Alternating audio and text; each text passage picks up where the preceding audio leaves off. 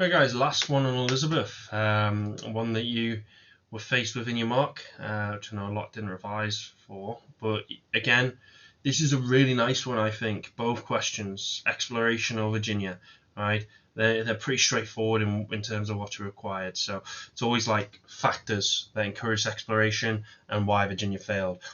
So they're the two main questions you're looking at here. Right, so first thing to think about is the age of discovery, the new technology that's developing. Look at the different maps from 1450 to 1570. The world's opening up, and this is with the new world because there's riches there. There are places where you can go and bring back wealth. Again, so important to encouraging people to go and explore new worlds, new places to get rich. So it was described as Elizabeth's sea dogs. So from the 1560s, English sailors set out over these long journeys. You've got people like Drake and Raleigh. The sailors discovered these new routes, traded, captured other ships, shared the loot with the government. It was very risky, purely because the open ocean, it's destructive. You're in these wooden ships. It's dangerous now, let alone back then. Um, but what's encouraging people to make this drastic journey? And I'm going to go through them bit by bit. Expand and trade. So these new opportunities, they're opening up the new world. The English traders, they needed these new opportunities following the conflict with Spain. So think about how we connect these topics. Private investors. So remember, Elizabeth backed Drake, encouraged him to go and find these new trading routes. You've got the slave trade as well that's starting to boom during this period. Portuguese and the Spanish were big in this, but the English start dipping their fingers in. Means there's a reason to kind of travel these oceans. Adventure. Drake's a rock star. Everyone loves Drake. Everyone wants to be Drake. His voyages capture the imagination.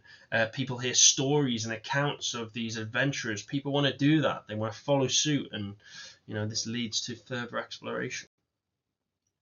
New maps really important. So you got the Mercator map 1569.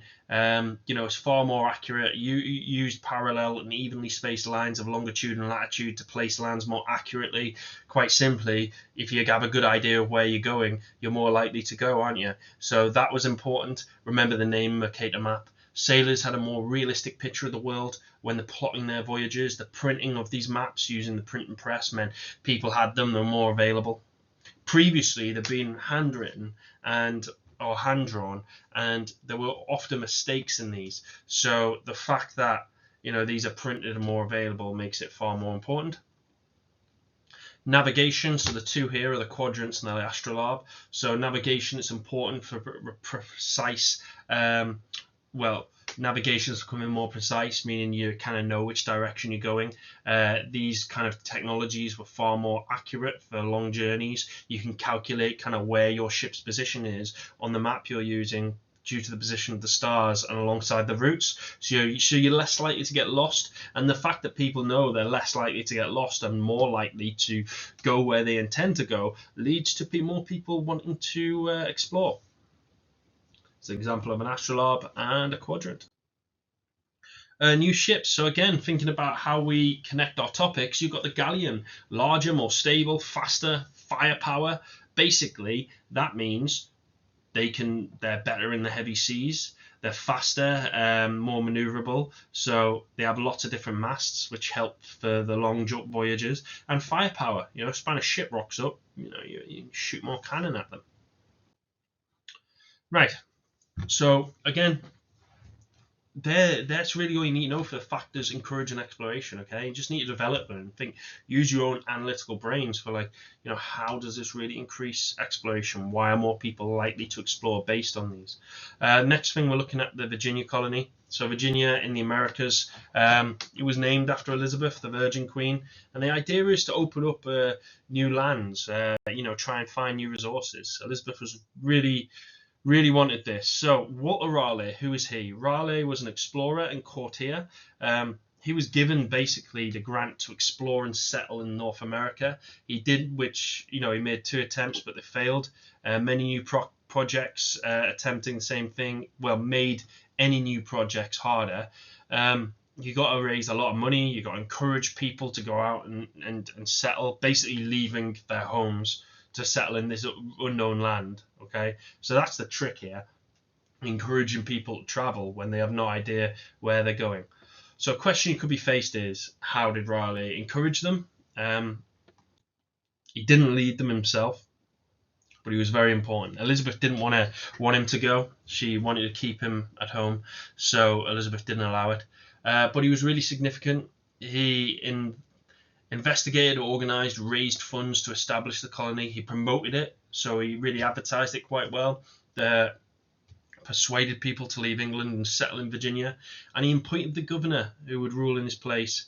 And he developed basically the blueprint that was going to be used for colonization in the future. So why would you colonize Virginia? Well, really good base to attack the Spanish. Remember, England are looking at this. This is in the lead up to the Armada, so England won a power base in the New World.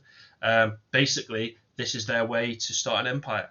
They can't compete with the French and Spanish in Europe, but abroad they can. So start the new empire. They want to rival these colony empires like Spain and Portugal in the New World.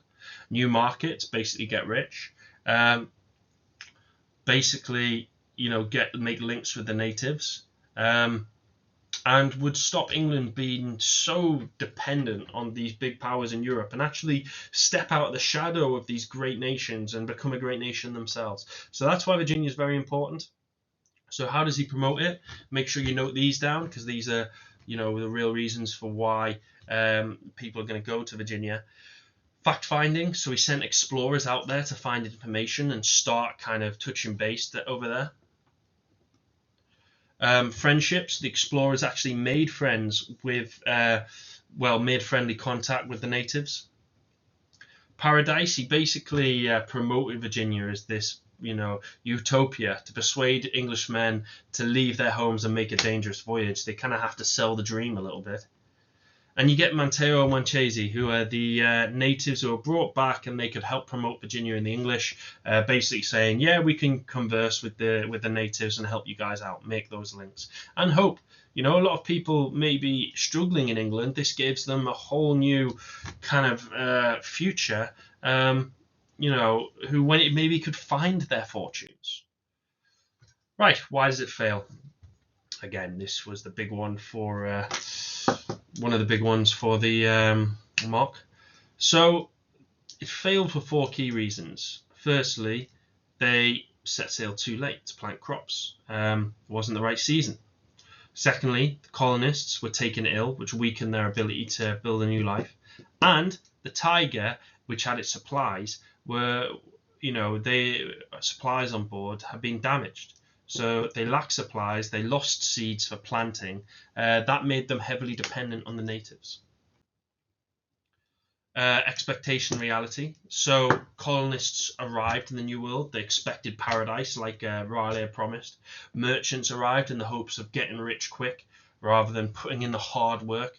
There was a lack of these precious metals, and when faced with the prospect of foraging for nuts and berries, the men, they were like, we didn't, this wasn't what we thought. We didn't sign up for this. So they kind of refused to do it. So it's kind of like arrogance to get you to work hard. And they expected the natives to work for them. They kind of realized this wouldn't happen quite quickly, because the natives were not going to act as their slaves or servants. And farmers weren't prepared to work for the upper class colonists. They weren't going to do their jobs. The soldiers that came, they didn't have the skills to farm. There was too many craftsmen without the materials they needed, like stone. Stonemasons had no stone to build. The damaged Tiger had lost gunpowder, which meant hunting tricky. Inexperience. So the colonists themselves were blamed for the failure of Virginia. Raleigh had recruited them. He had recruited a poor mix of people, the wrong skills. As a result, they did not have the skills required to build a new life. Colonists lacked farmers. Many, again, as we looked just previously, craftsmen were not appropriately skilled to farm and produce crops. They couldn't really set up this colony very well. Basically the mistakes of poorly selected individuals to go across. The natives themselves. So the final reason was the natives. The natives didn't trust them. The English kept demanding more and more, and the natives didn't like that. They were getting frustrated. This was going to lead to more conflict. Manteo and Manchese, they tried to set up good relations with the natives, but just wasn't enough. Chief Wingina, the local ruler, he got angry, turned on the settlers, believing the settlers brought these supernatural powers which killed them. This was like disease. The colonists wanted more and more handouts, which the natives weren't going to give, and Wingina attacked the English. But was killed, and we don't really have the evidence for what happens next. But this was a crisis point. It leads to conflict. Finally, you get Roanoke. So that was the reason why Virginia failed. So make sure you know about those key points. And the last one is Roanoke. There was another attempt. There were 17 families on board. Manteo joined with a guy called John White, who was in command, and the natives were hostile straight away. White's advisor was found dead with arrows in him. Manteo tried to attack, but this was a mistake as they attacked the wrong Indians and killed friendly ones. Now, this is where it gets interesting with Roanoke. White actually travels back to report what's happening and get more support, but he couldn't get back to Roanoke because the Armada happened, so it was delayed. And when he comes back in 1890, it's deserted. There's nothing there. There was literally just a carving in the tree saying Croatoan, which was a tribe, and but they couldn't find anything. They were just lost, the lost colony. And with that, with being lost, let's leave it there, and that wraps up the sessions on Elizabeth. So please make use of them, and we'll come back with American West.